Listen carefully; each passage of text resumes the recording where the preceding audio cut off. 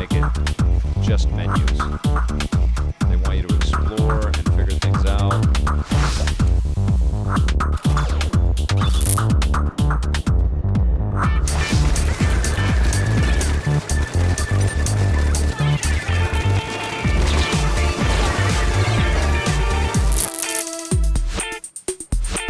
I've been playing a ton of Splatoon 3 on the Nintendo Switch, and I've had a big smile on my face the entire time. This is a zany experience. Anybody that's played the original Splatoon or Splatoon 2 knows the deal. You've got squid-like characters zipping around, splatting ink at each other, and it's manic, and it's crazy, and it's messy, and a huge part of the experience is just to be as fast-paced and splat as quickly as you possibly can. It's really pray and spray. It's not about being incredibly precise with every shot and sort of conserving your ammunition, although you do run out of ink and then you have to go into squid or octoling form and soak up the ink from the stuff that you've splattered all over the place so you can pop back up and spray more ink. And that's pretty much the whole game design of Turf Wars, which is the core, I think, the anchor of the Splatoon experience, where you got 4 characters against 4 characters trying to take over as much territory as you possibly can.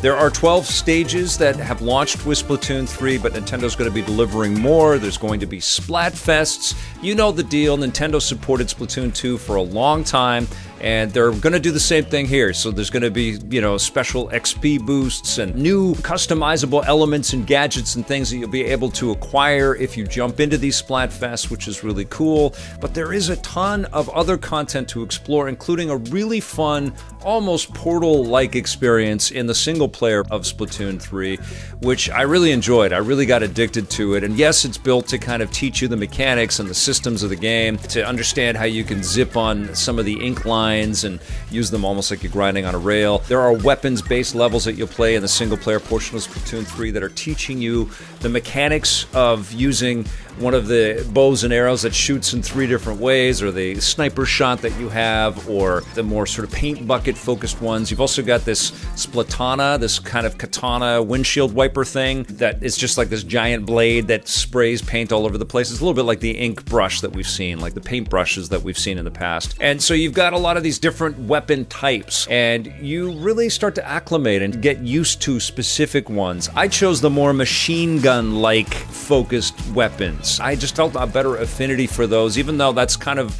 your starter pistol when you jump in, this sort of machine gun junior that can spray in a bunch of different ways. And I kind of stuck with that as I went along. But of course, you've got giant rollers that will paint huge chunks of the scenery in one sort of walking direction, which is pretty cool.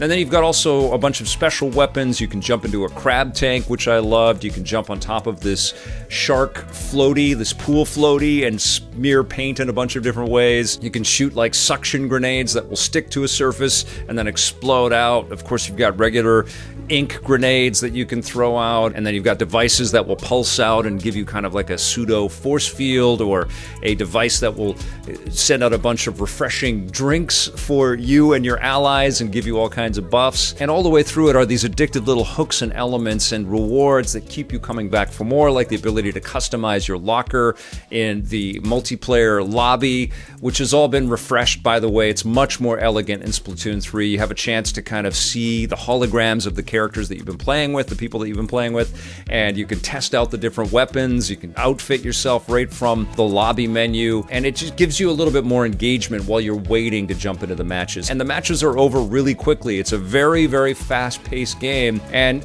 it sometimes becomes a little bit confusing to know who's doing well. You get little indicators and stuff on screen that will say that you're in trouble or whatever, but you don't always know until the very end when everything is judged if you have won a particular turf war match. There are also anarchy battles in Splatoon 3, which you unlock as you get to level 10, and these give you a bunch of other types of objectives, like taking over a tower, or grabbing and claiming a Rainmaker idol and taking back to a pedestal. There are splat zones that you might have to take over. Those matches take a little bit more time, and you can also play them in a series, and that's when the skills that you've acquired in Turf War really sort of kick in, and the rewards start to keep amplifying and growing. So you'll unlock new weapons by getting the currency that allows allows you to do that. And in single player, you're also unlocking all kinds of abilities by finding different items that give you a chance to go up the tech tree, which is pretty cool. And there's also another single player component of Splatoon 3. It's called Table Turf, and it's kind of a card game fused with a puzzle game like Tetris,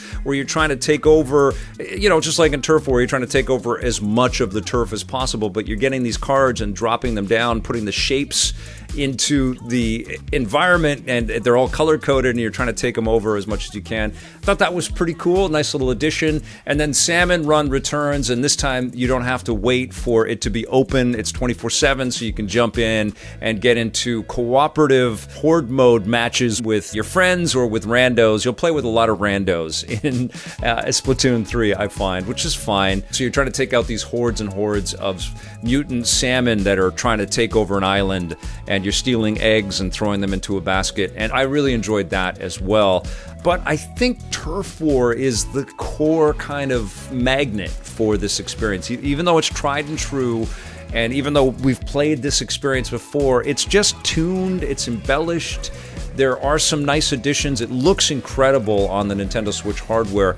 I do have to say, though, that I really felt like this time, the absence of any voices throughout the game is, I think, a missed opportunity. I do think that Splatoon 3, with its kind of edginess, its sort of punk rock poppy kind of attitudes, would benefit from real voice acting, telling you where you should be running to. And when we get these hosts at the beginning in the TV studio that are sort of catching up the stories of the day and giving you a little brief, and you're reading through all of that, I think there's a missed opportunity. That could be a lot more engaging and a lot more fun. And also, when you're getting Agent 3, when you're playing single player, pops up with all of the speech bubble information and you're reading it, I just think that would hit much harder if it was vocalized and the attitude was injected into the experience. I feel like the absence of that is really felt this time, and I want Nintendo to take that next leap. There's just so much great voice acting out there and so much great audio work in this direction that it would make Splatoon,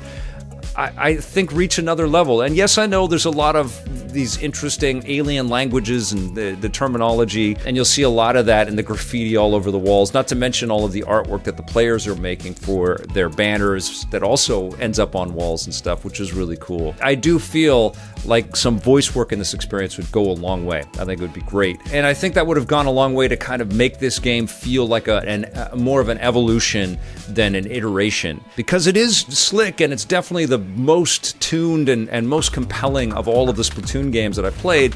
But for the first time, I felt like, okay, I've experienced this. And I did start to numb out after hours and hours, and I don't recommend playing it this way, but I had to review it. So I was just playing and playing and grinding and grinding and playing and getting my levels up and trying some of the different modes, and I just started to kind of numb out to the experience. And I feel like this is much more tuned to play a little bit over a long stretch of time, play for, and that's the beauty of the matches, that they don't go on too long, even if you're playing the anarchy battles. You're not invested in like a Battlefield, blank out the schedule kind of experience, There is the addictive hooks of the game that will keep you in there, and you may end up playing longer than you want to, but I was just consuming too much of it, and I just needed a break after a little while. But it's still super tuned, and it's the best looking of the Splatoon games for sure. I think the single player is the most focused and the most fun out of all of the single player modes that I've played, and the multiplayer is super polished and a lot of fun and filled with lots of huge fans for this franchise, so it's going to keep you busy.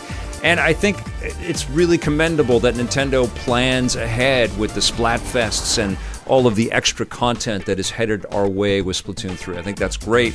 So if you dive in, get messy with this game, you're going to be playing it for a long time. I'm going to give Splatoon 3 an 8.5 out of 10.